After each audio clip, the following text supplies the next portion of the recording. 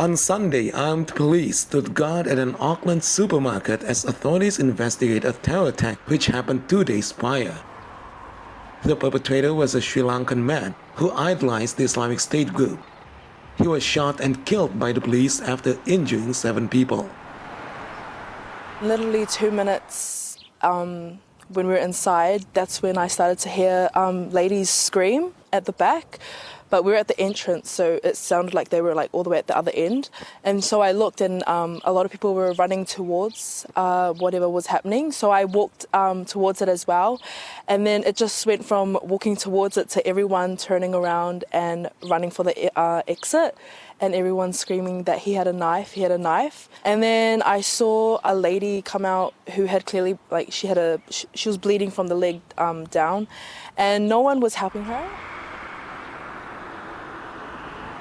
According to court documents, the attacker is 32-year-old Ahmed Hathil Mohammed Samsudin. He arrived in New Zealand 10 years ago on a student visa and sought refugee status, which he obtained in 2013. Religious and political figures in Sri Lanka have condemned the attack, stating that extremism must be stopped.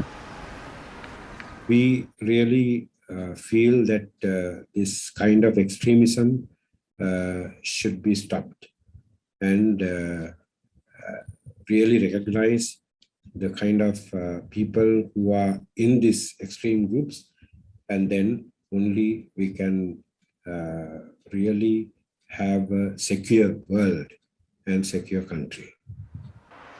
Previously on Saturday, Prime Minister Jacinda Ardern said she will push the New Zealand Parliament to quickly work on changes to the terrorism suppression laws.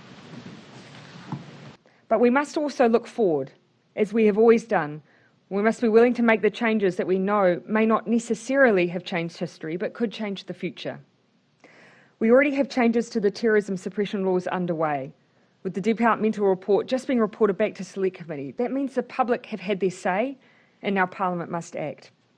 I'm committing that as soon as Parliament resumes, we will complete that work.